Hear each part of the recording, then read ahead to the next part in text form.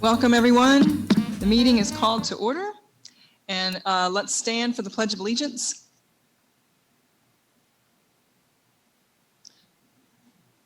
I pledge allegiance to the flag of the United States of America and to the republic for which it stands, one nation, under God, indivisible, with liberty and justice for all. Thank you.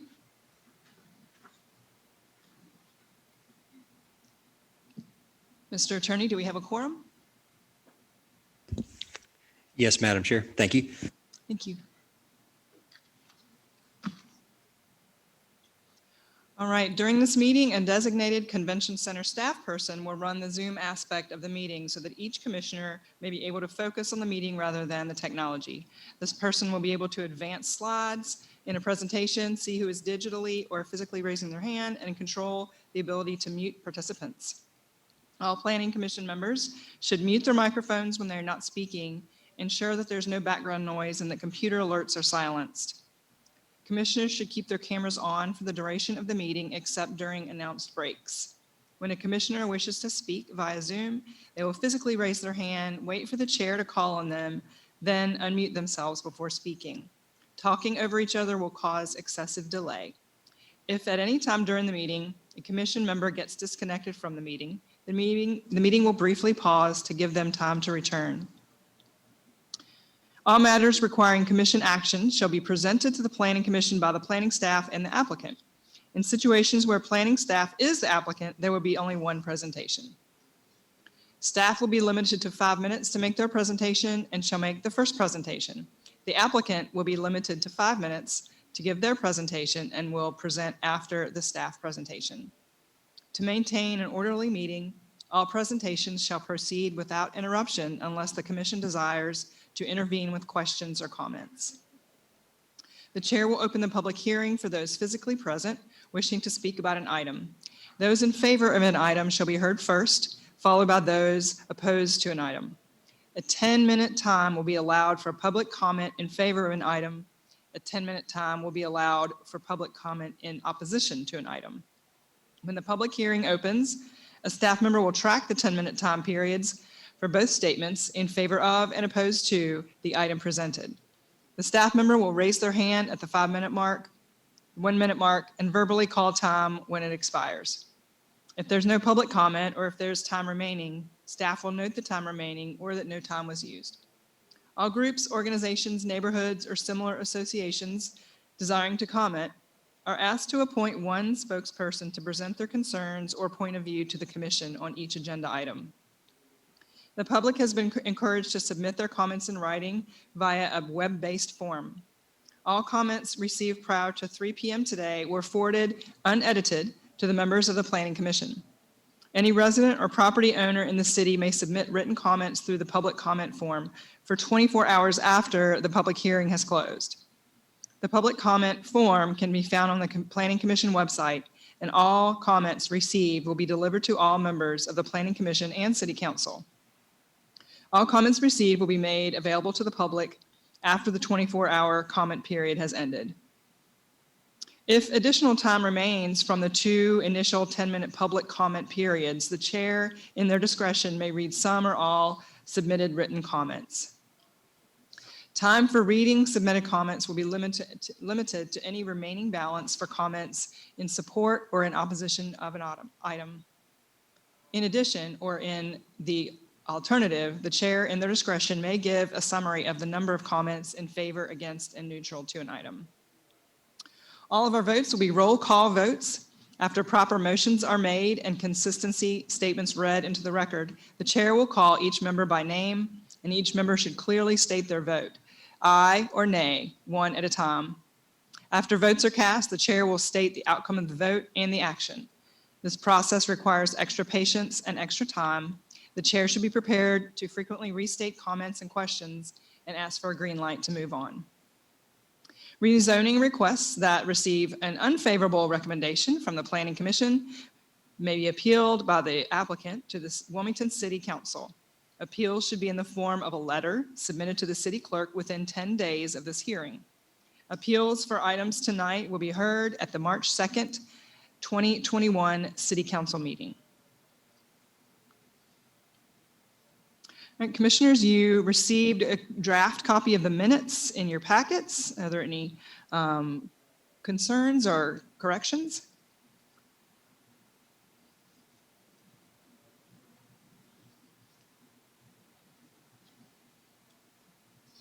All right, I would entertain a motion to approve the minutes.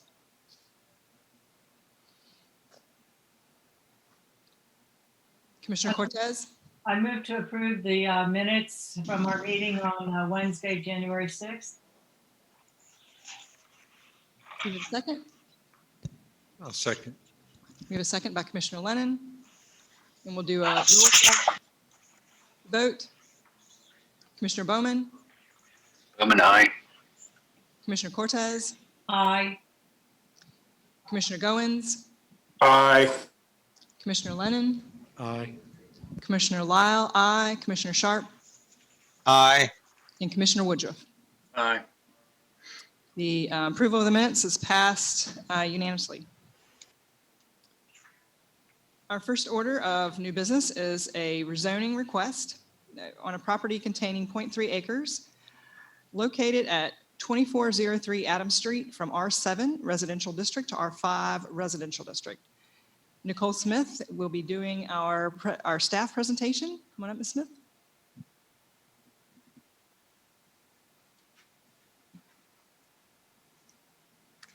Thank you, Madam Chair. Good evening, Commissioners.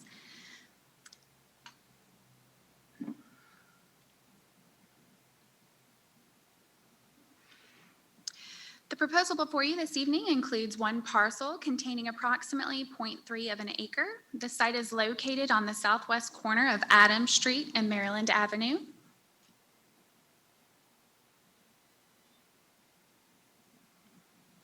On your screen is a vicinity map highlighting the site location as well as adjacent land uses.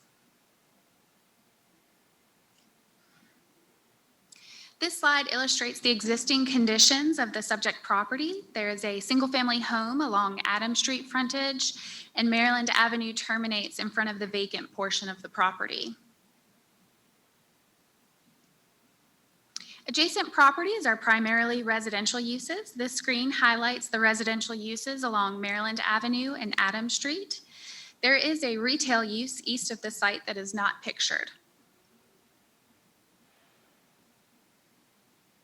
Zoning in the area is a combination of single family to the south and west, multifamily to the north, and community business to the east. The request before you this evening is to rezone from R7 Residential District to R5 Residential District. The R7 district limits residential development to detached housing stock on 7,000 square foot lots.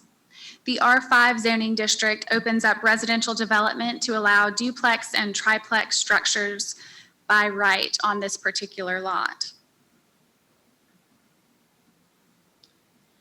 The Create Wilmington Comprehensive Plan supports new residential development that is compatible with existing neighborhoods and protects the desired character of the area. It further encourages increasing residential densities within close proximity to services. The subject property serves as a transition between the adjacent single-family dwellings, commercial, and multifamily uses. The proposed rezoning would allow for compatible infill, and future residents will benefit from the proximity of existing services located along Carolina Beach Road. Staff believes the request is consistent with the Create Wilmington Comprehensive Plan, the city's strategic plan, and is reasonable and in the public interest, and recommends approval. That concludes staff's presentation. I'm happy to answer any questions you may have. Thank you, Ms. Smith. Any questions from the commissioners? And can't see all of you, so just a moment if you have your hand up.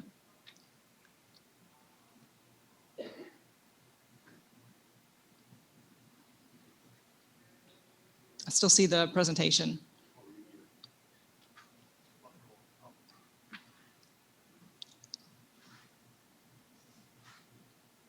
All right, commissioners, any questions for staff at this time? All right, and I believe the applicant is here.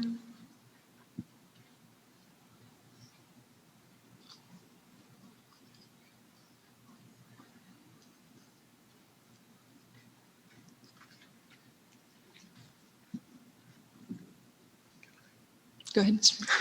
Thank you.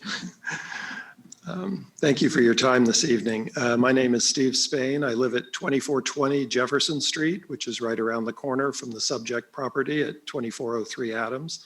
My wife and I own both properties.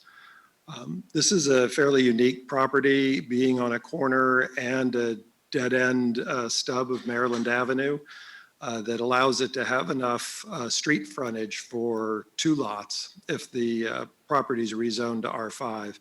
In fact, the current lot is 13,100 square feet, so it's just 900 square feet short of being subdivided under the R7. It's also located, as the staff presentation noted, while in an R7 district, it's adjacent to multifamily media, to retail, and to manufactured housing zones. I know that this is a general rezoning, so there aren't conditions, but I do think it's important for the commission and my neighbors to know what I plan to do if the property is rezoned. My intention is to subdivide it and sell the newly created vacant parcel of approximately 5,200 square feet. My daughter currently rents the existing house, plans to continue living there, and intends, to buy it eventually. I've come to understand that some of the neighbors are concerned because by right, a triplex could go up on a lot of this size, zoned R5. And while that certainly would be an allowed use, it would require tearing down the existing home to develop it in that way. I have no intention of doing that. The home was completely renovated 6 years ago before my daughter moved in with new HVAC and roof and a lot of improvements. So not only would it mean evicting my daughter, but it really wouldn't make much sense from a land development perspective. And I won't go into all those details, but I'm happy to tell you why, in my opinion, it wouldn't be a sound way to develop that property. If it is rezoned, R5 is requested, I will be immediately coming to city staff with a subdivision of the lot. I've already hired a surveyor to do the necessary work for that and have preliminary work from him. Once subdivided in that way, it wouldn't be possible for someone to do a triplex. The only uses would be the existing home on one lot and a single family home on the new subdivided lot. This change would create one more single family home of, like my daughter's, approximately 1,000 to 1,200 square feet, and it would be consistent with the housing in the neighborhood currently. It would have almost zero traffic impact, and I'm happy to work with my neighbor on the other side of Maryland Avenue on the placement of any driveway cut so that it is practical for both them and the future owner of that lot. I ask that the commission approve this request, and happy to take any questions. Thank you, Mr. Spain. Does the commission have any questions at this time for the applicant? All right, well, we will open the public hearing. Is there anyone here in favor? Anybody here? Okay, anybody here in opposition? There's no one present for the public hearing. So public hearing is closed. We did have some comments come in over the public comment form, and so I'll read those at this time. The first one is from Lee Witzor of 2346 Adams Street. And it says, I'm not in favor of apartments, condos, multiple resident dwellings. Adams Street already has a problem with people speeding down the road, cutting through the area. The shipping business at the end of the street causes backups and delays for people leaving and coming into the area. The multifamily trailer park on the corner already increases the area's congestions. The addition of more multiple homes in a small area would cause more congestion and traffic, as well as increasing maintenance for the area a block down the road where residents pay an HOA fee for maintenance of the street and sidewalks. We need less residents in this area, not more. And the second comment is from Dara Beck at 2351 Adams Street, another neighbor. And she has a question, so hopefully she's watching. And it says, what does this mean? How will it affect my property? And that concludes all of the public comments that came in before 3 today. So the question that is out there from Ms. Beck is about how will it affect her property. And because this is a straight rezoning, a general rezoning, we as commissioners were required to look at it through the lens of most intense use. I was curious. I'm glad Mr. Spain shared with us what he intends to do with the property. But officially, our role is to look at the most intense use and whether that's appropriate in that area. So that hopefully answers some of her questions. The most intense use would be, as mentioned, a triplex on that lot in the proposed zoning district. Does Ms. Smith, would you like to add anything to or especially to that question proposed by Ms. Beck?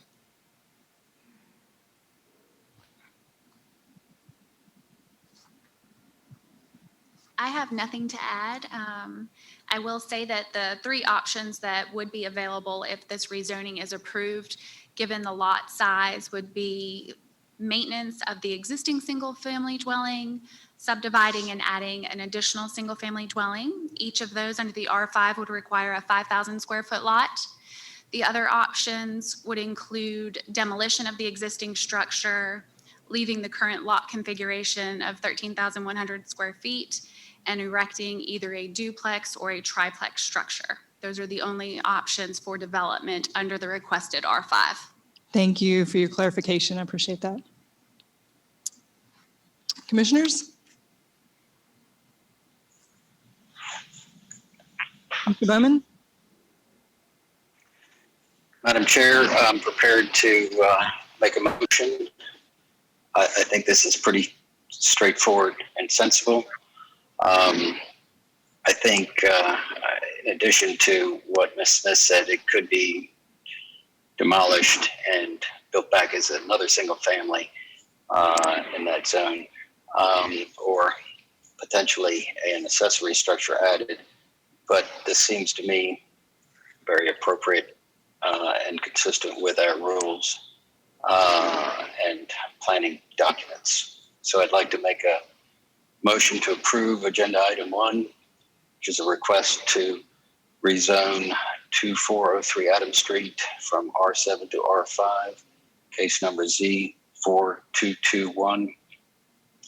And that this request is consistent with the objectives and policies of the following plans adopted by the City of Wilmington: Create Wilmington Comprehensive Plan, City of Wilmington Strategic Plan. Planning Commission considers its approval to be reasonable and in public interest because of it is generally consistent with the documents that I just mentioned, and the proposed rezoning would serve as an appropriate transition between the existing residential and non-residential development in the area. Therefore, Planning Commission recommends approval of this request.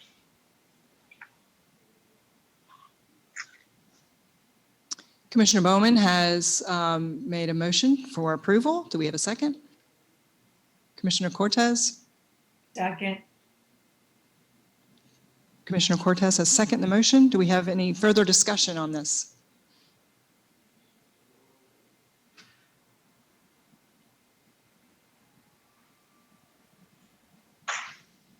All right, we will take a roll call vote. Commissioner Bowman? Aye. Commissioner Cortez? Aye. Commissioner Goins? Aye. Commissioner Lennon? Aye. Commissioner Lyle? Aye. Commissioner Sharp? Aye. And Commissioner Woodruff? Aye. The motion carries unanimously.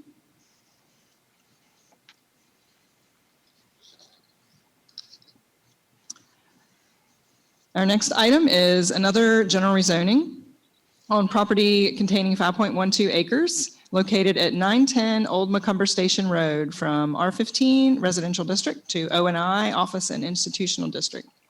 Our staff presentation will be given by Megan Upchurch.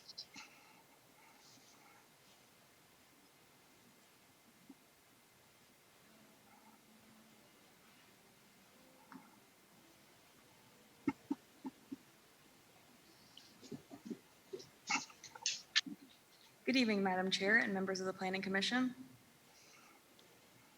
The subject lot was annexed into the city as part of the 1995 annexation area and was zoned R15 upon annexation.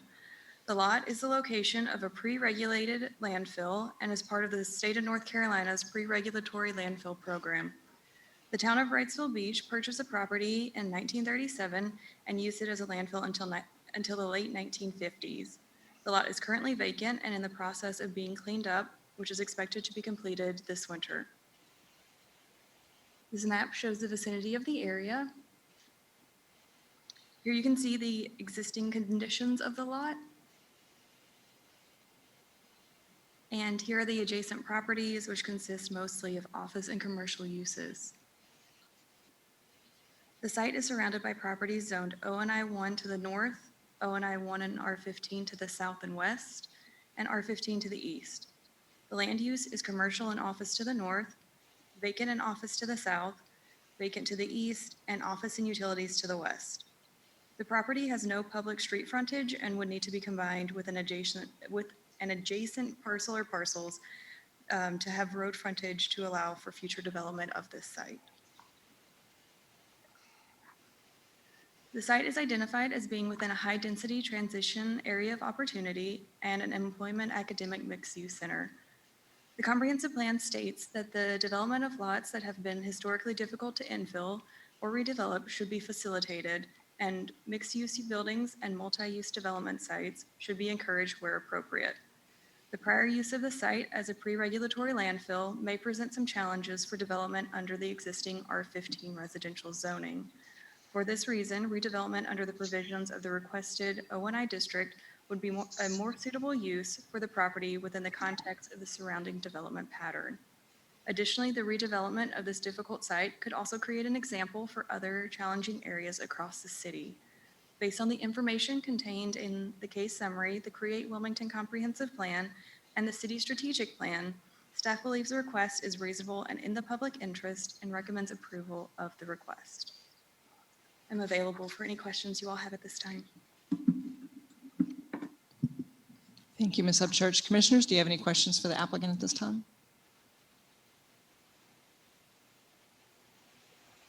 All right. And the applicant is present, Schaefer?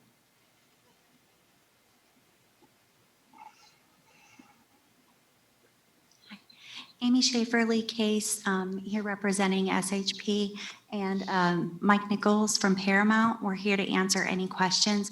We don't have a presentation. Ms. Upchurch did a very good job.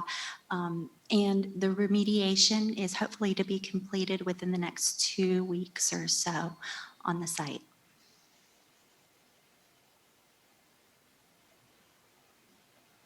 Thank you. All right, at this time, we will, Commissioners, do you have any questions for the applicant at this time?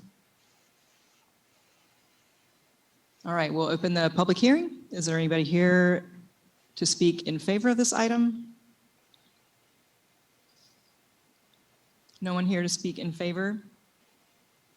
Is there anyone here to speak in opposition? There's no one in the building here to speak in opposition. We did receive 3. We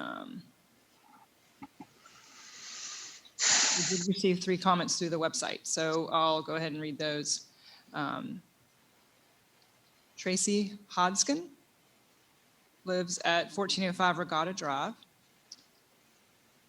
She says, vote no to rezoning to office and institutional district. Plenty of empty buildings available already. Will bring noise and ugliness.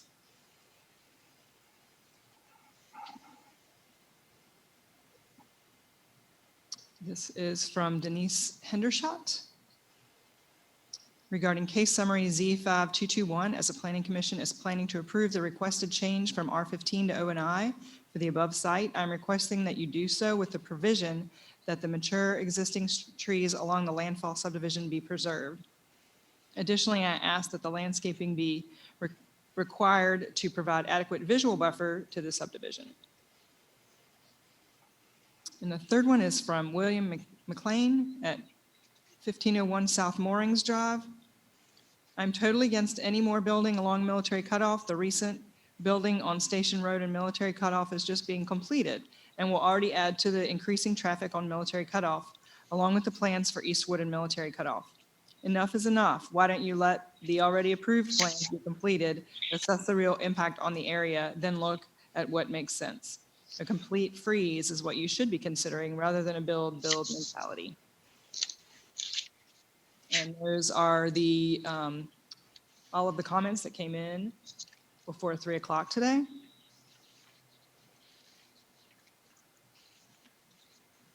Mr. Attorney? Yeah. So the public hearing is closed. All right, I do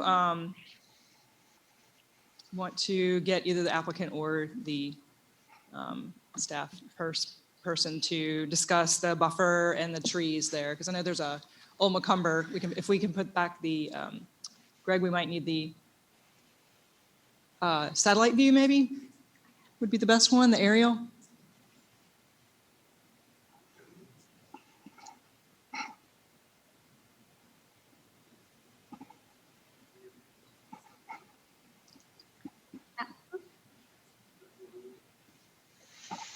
Can we get one zoomed in a little bit closer than that?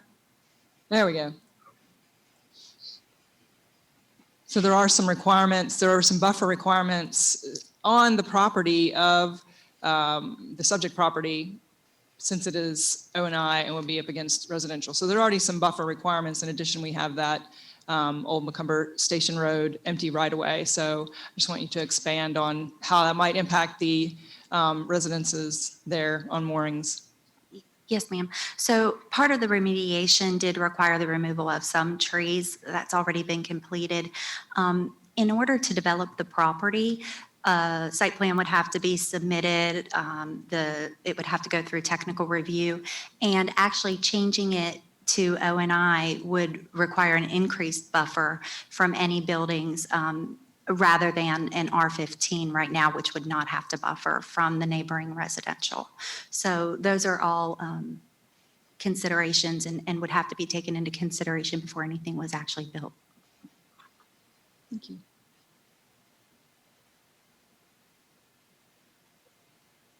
Okay, I'll look at, I'll get the commissioners, if I can get the commissioners back on the screen. Thank you for that. I'm a very responsive AV person here, so. All right. Questions, comments about this item, commissioners? Commissioner Goins.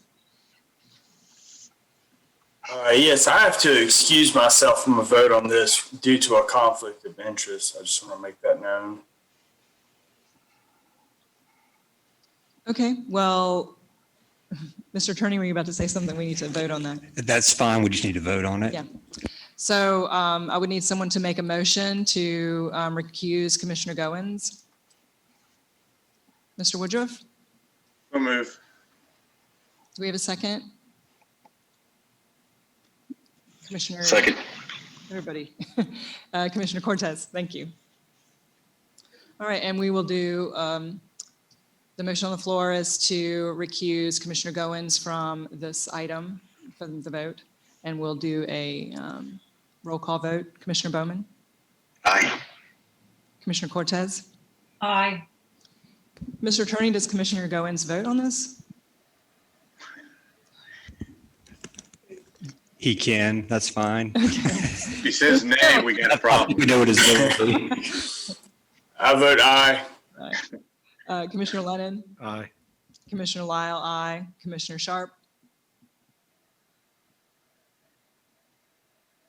Aye. Thank you, Commissioner Woodruff. Aye. All right. Commissioner Goins is recused.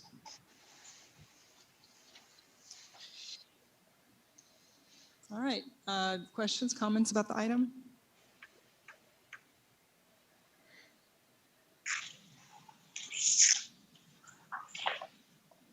Commissioner Bowman?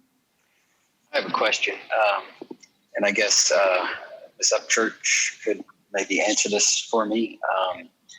The old Macomber Station Road is, it appears to be a now defunct right-of-way, and in some parts downline from this property, it would appear that they've already closed that right-of-way. Can you speak to that, please? Commissioner Bowman, if you don't mind if I chime in on that. Oh, certainly. Yeah, Old Macomber Station is an existing public right of way. It's just unimproved. It doesn't connect anything on either end. And our long range comprehensive plan actually identifies that for a potential future bike ped corridor actually. But it's a conceptual part of the plan for that area, but it is a right of way. It is public. The other end of it, if you remember, there's a couple of apartment complexes and office buildings that were recently approved in the past 2 or 3 years. But that road dead ends just past those developments that were approved by council maybe 3 years ago. I forget the name of the apartments. But the road itself is a right of way, but it's not improved.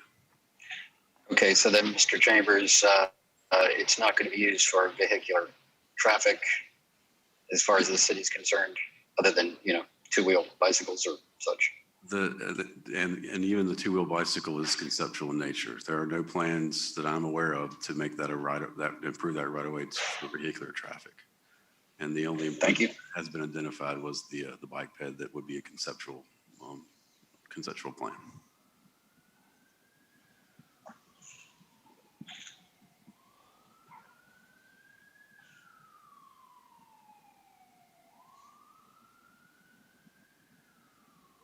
What is the will of the commission?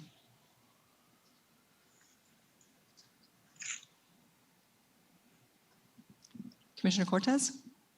I'm prepared to make a motion on agenda item 2, case number Z5221.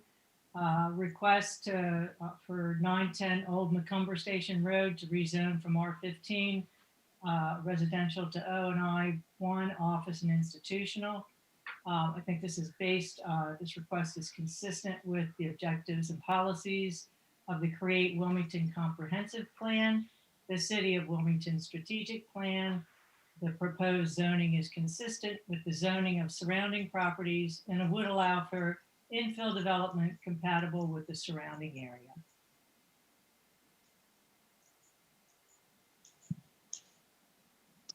Thank you, Ms. Cortez. There's a motion on the floor by Ms. Cortez for approval of this item. Do we have a second? I'll second. Commissioner Lennon, second. Further discussion? All right, we'll take a roll call vote. Commissioner Bowman? Aye. Commissioner Cortez? Aye. Commissioner Lennon? Aye. Commissioner Lyle, aye. Commissioner Sharp? Aye. And Commissioner Woodruff? Aye. All right, the item is approved unanimously. Thank you.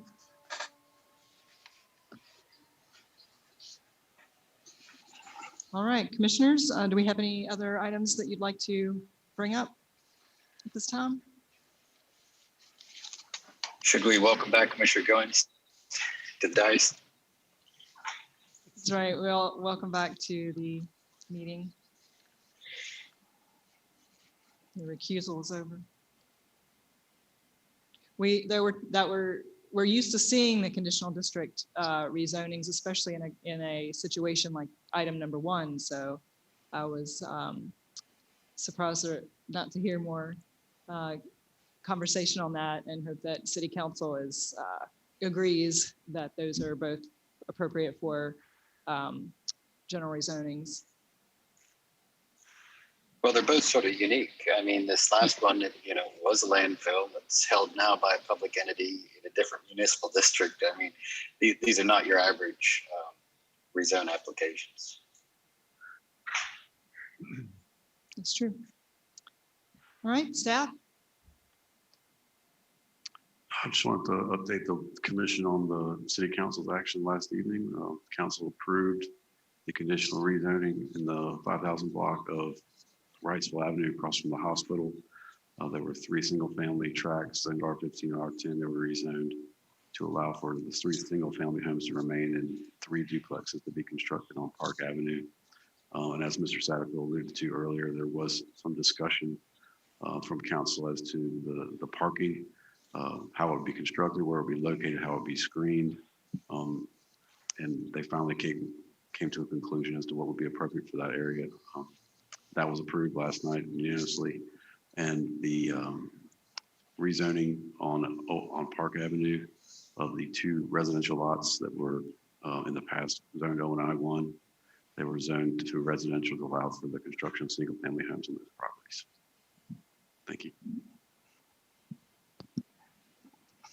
Thank you, Mr. Chambers.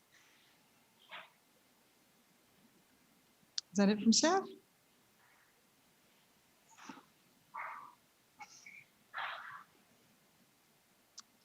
All right, I will, anybody like to make a motion to adjourn? Madam Chair, if I may, one Yes. quick question for, Commissioner Bowman? yes, Mr. Chambers. In our earlier work session, we were talking about temporary uses.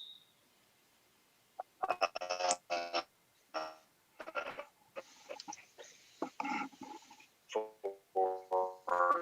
Commissioner Bowman, you're breaking up. We're having trouble hearing you. and we talking about Commissioner Bowman, we're not getting you. Can you hear me? Now that we're in a pandemic,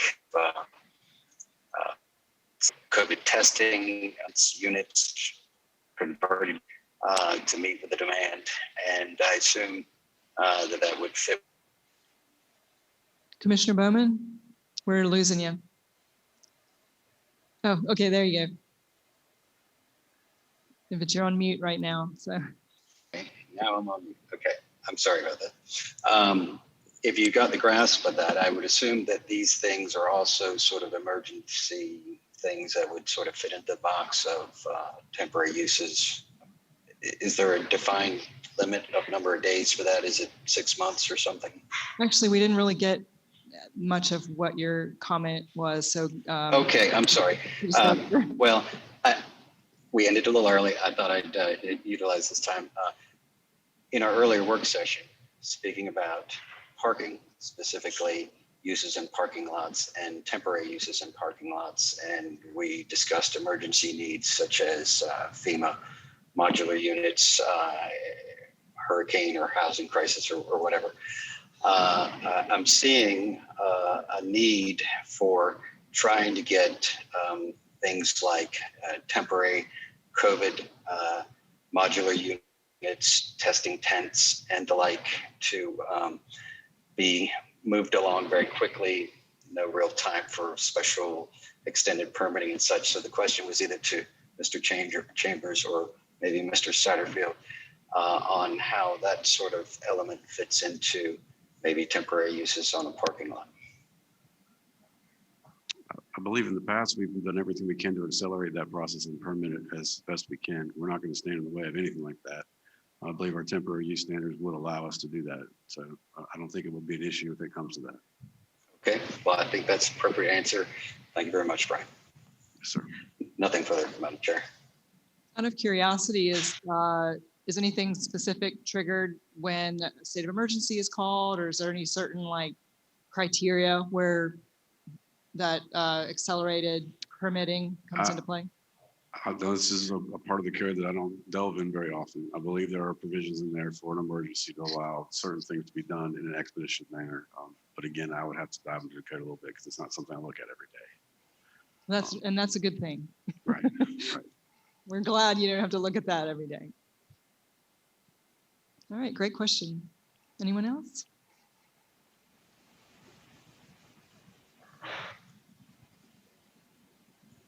Commissioner Lennon?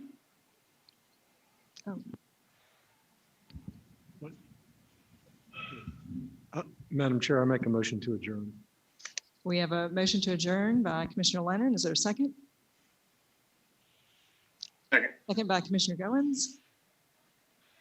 All right, we'll do a roll call vote on this. Commissioner Bowman? Commissioner Cortez? Aye. Commissioner Goins? Aye. Commissioner Lennon? Aye. Commissioner Lyle, aye. Commissioner Sharp? Aye. Commissioner Woodruff? Aye. We are adjourned. Thank you so much.